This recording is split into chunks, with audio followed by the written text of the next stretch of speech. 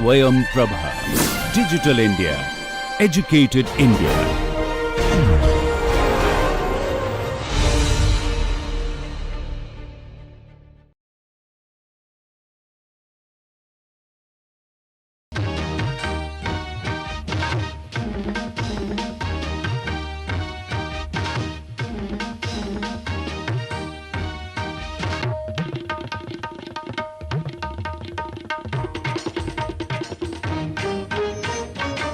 Welcome back. We are in week 10 part modeling 2. Until now we have been looking at how to develop solid models, but in this lecture we will look at, once we have developed this solid model, how to extract the 2D drawings of this solid model. In this lecture let us look at how to get these drawings once we have the solid model. So, for this Inventor software has a drawing environment altogether, just like how it has a part model environment. So, we will be looking at that environment and see what are the tools we can use to come up or get those drawings. So, this is the initial interface of the Inventor software, as you all know by now. So, we will be looking at how to get started into the drawing interface. So, just a quick review of what we see in this initial interface. We see this quick access toolbar at the top, and then we have this ribbon. So, within the ribbon we have different tabs like file, get started, tools and collaborate tabs. For the moment we are interested in this get started tab, which is highlighted here. So, within this get started tab again we have different panels like launch, my home, help and new features. We are interested in this launch panel. Within that, if you click on this new tool, that is when we can get into the choosing the templates. So, it will open up a dialog box which has a list of templates. So, as you can see to the left in the browser we see these different units, the English units, metric units, and within once I choose the metric units, it asks for which kind of template I want to create. Is it a part template, an assembly template or a drawing template? For now we are interested in this drawing template. So, within which again we see there are several other templates. For now let me focus on this ANSI IDW. IDW is the format it saves for the drawing files in Inventor. You can also choose .dwg format that will make it compatible with the AutoCAD softwares. So, let us double click on this ANSI IDW template under the metric tab. That will take us to the drawing environment, and this is how the drawing interface or the drawing environment looks like.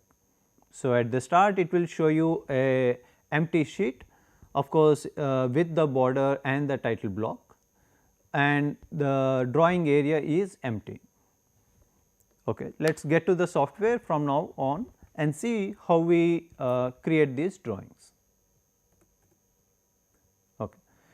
So, we are at the initial interface like we just discussed. Let us say we have to click at this new tool, and then once we go down into the drawings we see that there are different templates ANSI, BSI, DIN, depending on the standards we work with we can choose any of these, but now let us go ahead with this ANSI IDW template. So, we are now in this template. To the left we see in the browser it started with sheet 1. If you right click on it, you can go into the edit sheet. In the edit sheet we can choose what is the size of the drawing we need to work with. So, by default it shows size D, but since we are familiar with these A4, A3, A2 and all, let us start with this A2 drawing. So, I will choose this, or there are several other options you can choose from. You can name the sheet you are working with, and of course, you can also choose the revision numbers you are working in. Let us say in an industry where you revisit the designs, sometimes you need to also mention the revisions of these drawings. And then you can also choose whether you want this sheet to be in landscape or portrait. Currently, it is in landscape. We can also go with the portrait, and then there are options of where to place your title block. As of now, it is in the bottom right, but yeah, you can choose any of the 4 corners, but let us stick to landscape and title block to the bottom right and click OK.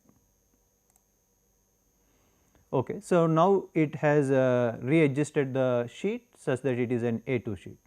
Okay. Now, when we try to do the drawings, there are 2 essential steps we do. First thing is to bring the views. That is done using this tab of place views, where we bring the views whatever it is. So, it could be normal views like front views, top view, left and right side views, and other normal views.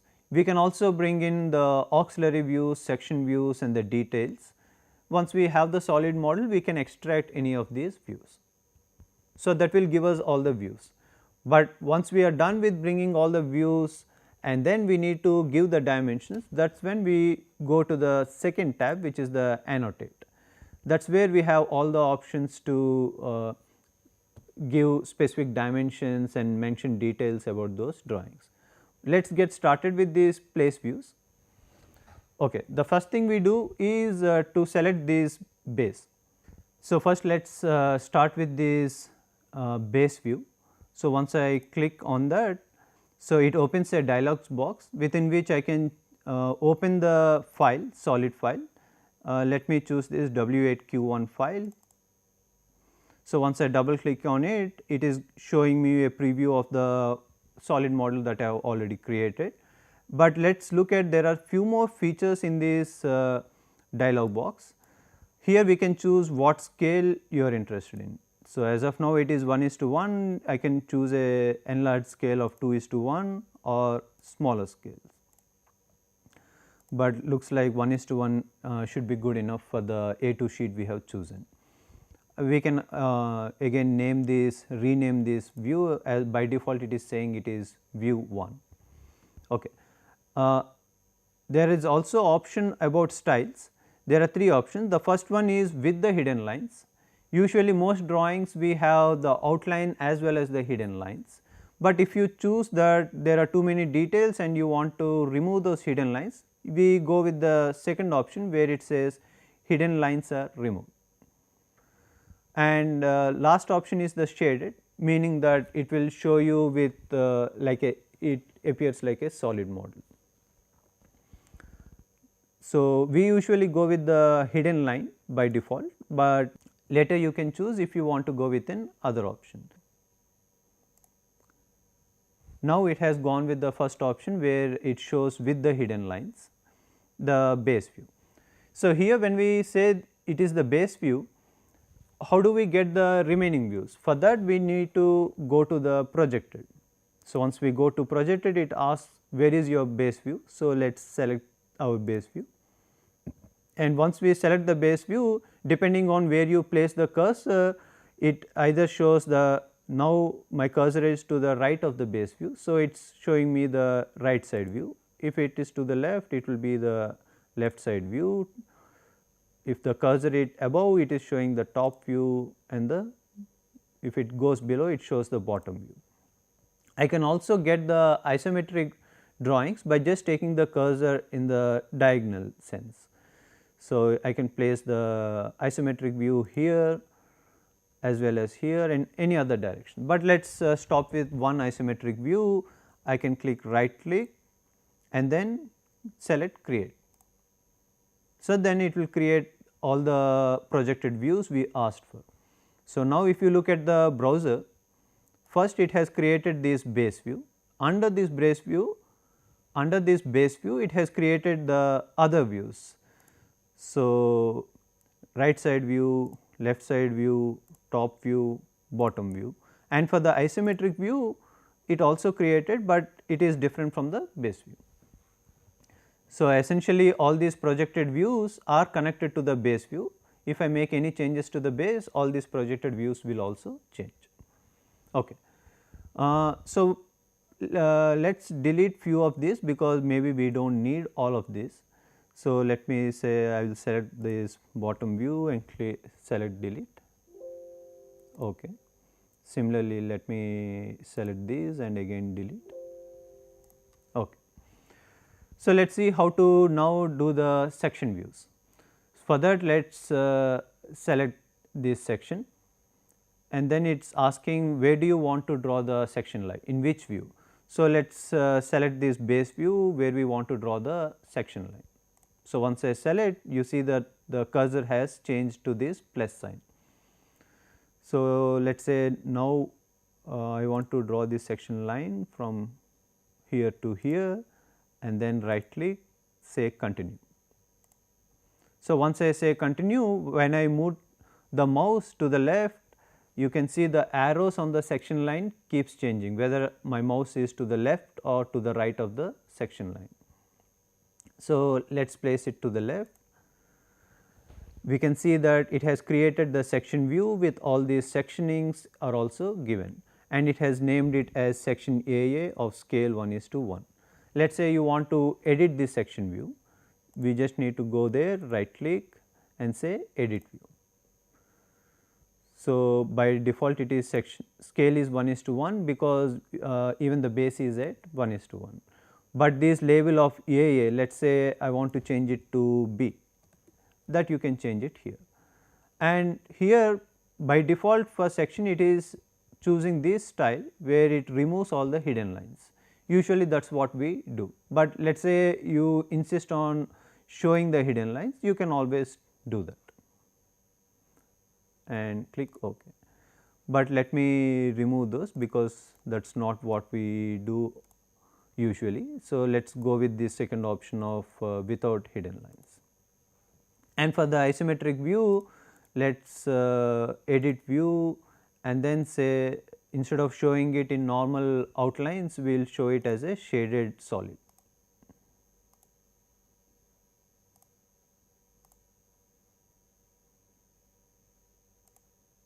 Okay. So, now we have changed this isometric into a shaded solid. We just need to right click on those views and go to edit view. Okay. So, now that let us say we have extracted these views, now we want to give those dimensions. For that we go into this annotate tab, within which again the tools are all modified as per the requirements.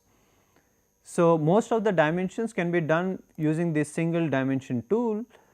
Let us say you want to dimension this overall dimensions. For that you choose two parallel lines and then just move the mouse. So, it will suggest where to place it, but you can place it anywhere you want. Okay, let us leave it here and click OK. So, here it brings up a dialog box where it lets you add few more information if you want, but as of now let us say OK, because we will go with the default information of just the dimension of this line. Okay. So, let us keep doing these dimensions. So, let us say we have done the linear dimension, but how about the radius? So, let us choose this circle. So, it has understood that this is a circle. So, it is giving a diameter of 18. Now, this time we notice that there are two circles of the same diameter. So, I can add that information here. So, let us say at the start I will say it is 2x and let us click OK. So, as you can see now it has mentioned that there are two circles with diameters of 18. Okay. So, within this dimension we have other options like we can choose a baseline and dimension multiple objects. So, let us do this. So, let us say using the leftmost one as the baseline, I will dimension these two vertical lines, right click on it, say continue. So, you can place wherever you want. Let us say I will place it here. Now, you can see taking the leftmost line as the base, it has dimensioned both these dimensions, both 70 and 125. Similarly, you can also choose the chain dimensioning. For chain dimensioning, let us choose some horizontal lines, let us say this, this and this. Right click, say continue, and let us place it here. So, now we can see it is using the chain fashion of dimensioning. So, we can also define angles. For that we need to use dimension and specify, let us say 2 sides. So, now it specifies what is the internal angle between these 2 lines. You can either show it inward or outwards. Let us show it outwards. Okay. There are other features you can specify here. For example, when we have a hole, we usually add these center lines, right. So, that we can do using this option, where you add a center mark. You just need to select the circle and it will add a center mark. So, let us add center mark here as well. Here too we can add it. There are other features as well, like you can add either the center line or center line as a bisector. So, let us add the center line as a bisector. So, these 2 vertical lines we know are representing this hole here. So, if I choose those 2 lines, line 1 and line 2, it added a center line. Similarly, let us say where else can be added. So, here as well, let us zoom in. So, there you go, we added that center line. Okay. So, these are most of the features we can add on. So, I am sure this dimensioning is not complete, but we have looked into most of the common features we use to dimension your object, using which you can go ahead and dimension most of the features.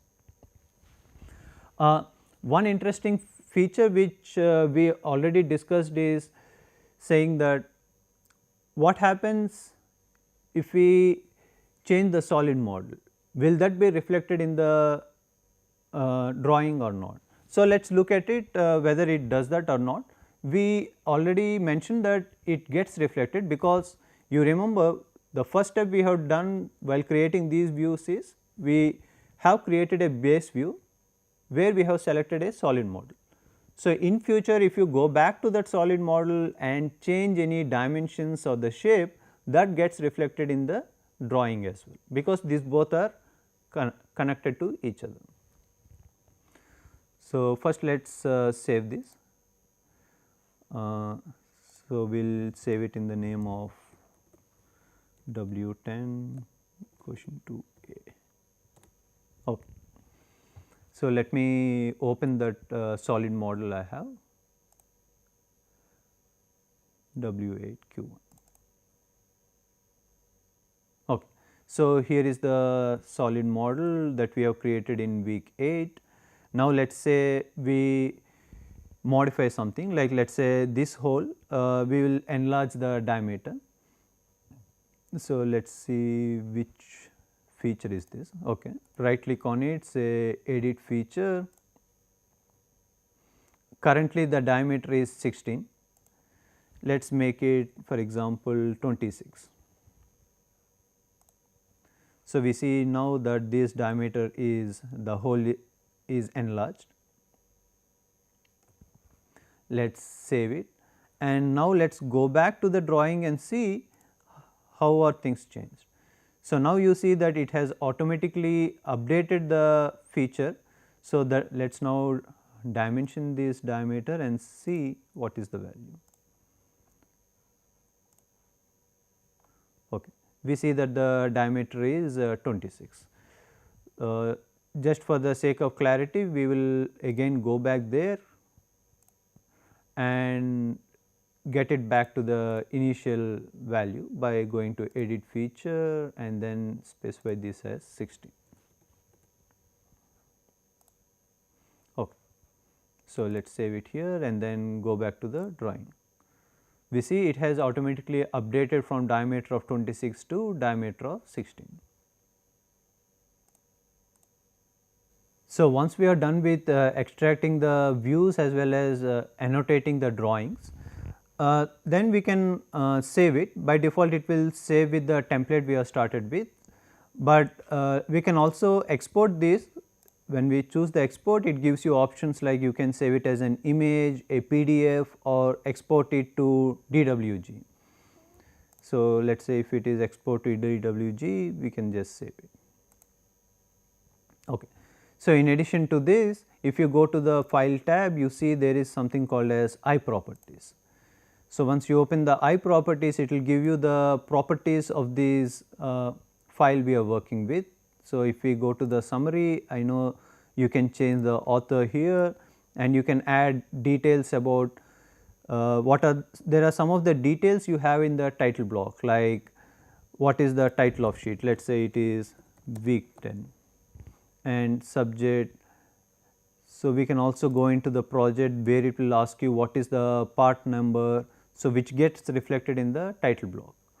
And it is, of course, it is asking who is the designer, engineer, authority, and all these details one can see. Based on the template, you only have few features in the title block, but one can always go and edit those templates to include other features based on the requirements of your industry or your work environment. So, we can let us say click OK. So, we have entered the title which is reflected here. Okay. So, this should give us an idea about how to also edit the title block based on the work environment we are at. So, in summary, what we have looked in this lecture is we have started from a solid model and extracted the drawings, 2D drawings from those solid models. We have done essentially two important activities. One is first to extract the views by first extracting the base view and the projected view.